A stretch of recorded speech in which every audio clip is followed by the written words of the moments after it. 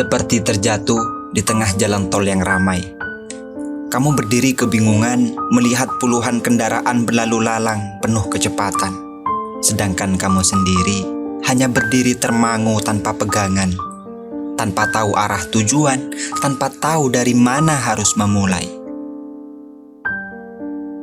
Sebagian dari teman-temanmu mungkin sudah memperoleh kesuksesan. Mereka tertawa lebar di media sosial, seperti mengejek kamu yang malas dan pengangguran.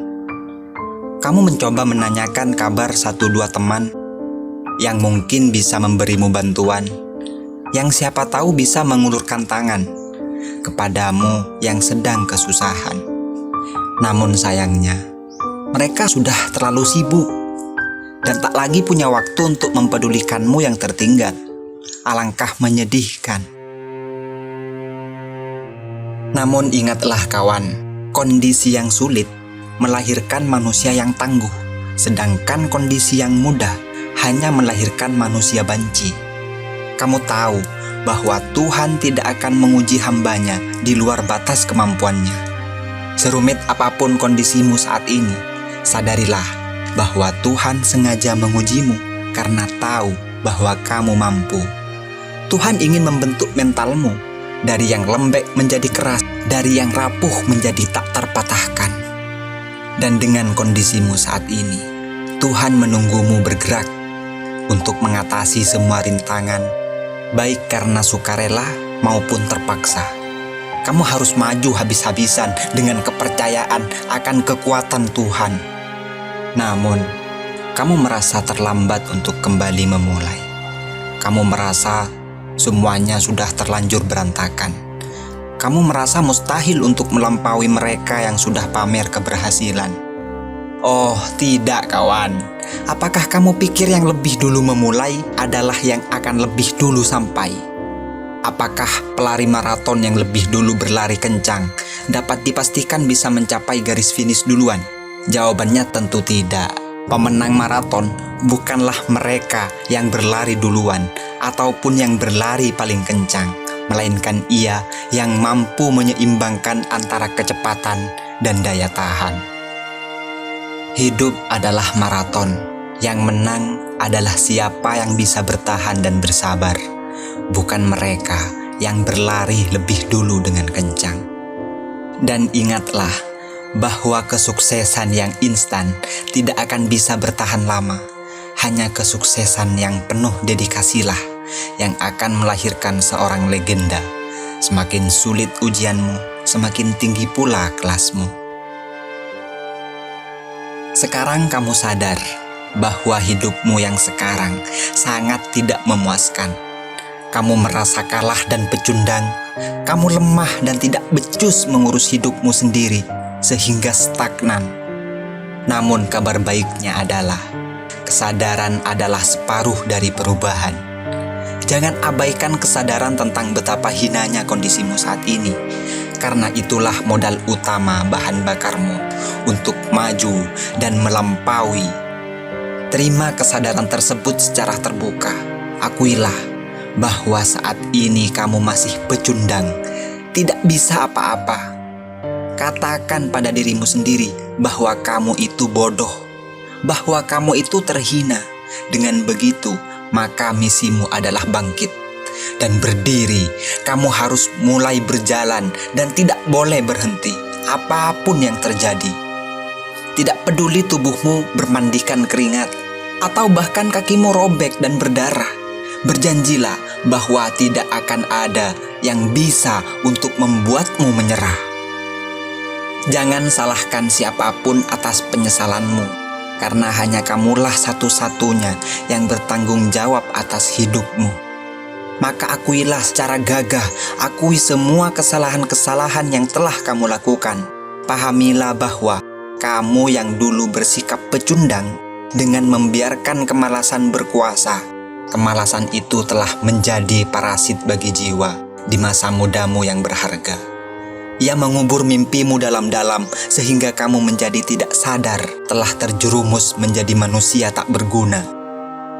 Tuhan berfirman, Dia tidak akan mengubah nasib suatu kaum hingga mereka mengubah sendiri apa yang ada pada diri mereka. Al-Quran, Surat Ar-Rod ayat 11. Itu artinya tidak ada jalan lain bagimu kecuali memulai suatu misi baru, yaitu misi mengubah nasib dengan cara memperbaiki mentalmu. Tuhan tahu bahwa kamu akan berada di titik ini, dan Ia juga tahu bahwa kamu akan bangkit memperbaiki diri. Makilah dirimu sendiri. Setelah kamu menerima makian dari dirimu sendiri, sekarang saya ingin agar kamu membayangkan masa depan, masa di mana kamu akan menikmati semua hasil jerih payah yang telah kamu perjuangkan. Visualisasikanlah kondisi paling ideal yang kamu impikan. Bayangkan sedetail mungkin situasi dan posisimu saat itu. Jika perlu, saya menyarankan agar kamu menuliskannya pada kertas kosong. Tuliskan dengan huruf besar, tuliskan dengan huruf yang tebal tentang impian yang kamu inginkan. Lingkarilah cita-cita tersebut dan garis bawahi agar jelas dan terang, karena kamu harus lebih dulu memahami kehendak hatimu yang paling dalam. Jangan lupa untuk mencatat tanggalnya, karena hari tersebut akan kamu kenang sebagai hari kebangkitan. Yang perlu diingat adalah, mencatat adalah separuh dari solusi. Mulailah dulu dari bayangan masa depan, pejamkan matamu, dan lihatlah masa depanmu yang penuh kegemilangan. Imajinasikan serealistis mungkin seperti apa kondisimu saat itu. Kamu tersenyum, kamu bangga karena telah tidak menyerah sekeras apapun kehidupan menghajarmu. Serta kamu juga merasa sangat bersyukur dengan semua ujian yang telah Tuhan berikan. Kamu menghela napas panjang dan tertawa lebar akan semua pencapaian. Namun ketahuilah bahwa setiap cita-cita besar memerlukan langkah pertama, langkah yang tentu tidak gampang, langkah yang sulit dan membingungkan. Namun itu semua tidak akan ada apa-apanya jika dibandingkan dengan apa yang akan kamu capai. Langkah pertama memang selalu membingungkan, karena kebingunganlah yang akan membuka jalan pemahaman, dan satu-satunya jalan untuk mengatasi kebingungan hanyalah dengan mengurai masalah. Oleh karenanya, saya ingin agar kamu melanjutkan catatan tadi dengan menuliskan goal yang ingin kamu capai. Cita-cita besarmu harus diuraikan menjadi langkah-langkah kecil berupa goal atau pencapaian. Tuliskan tangganya sedetail dan serealistis mungkin. Mulailah dari kebiasaan sehari-hari untuk menjadi penulis misalnya. Maka kamu harus membaca dan menulis minimal 1 lembar setiap hari. Untuk menjadi pembisnis, maka kamu harus mulai belajar menjual dan berkomunikasi dengan pelanggan. Prinsipnya adalah, mulailah dari apa yang bisa atau apa yang ada. Jangan menunggu fasilitas lengkap untuk memulai, karena percayalah, fasilitas tersebut tidak akan pernah lengkap jika kamu tidak lebih dulu memulai.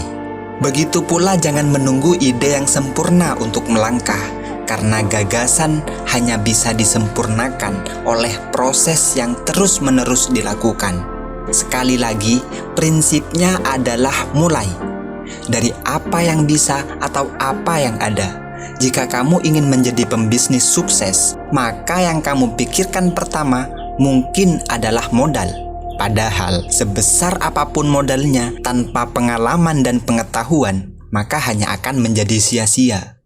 Jika misalnya kamu tiba-tiba mendapat uang 100 juta, rencanamu akan suatu bisnis tertentu tidak mungkin terlaksana jika kamu tidak memiliki pengalaman tentang pengetahuan bisnis apapun sebelumnya.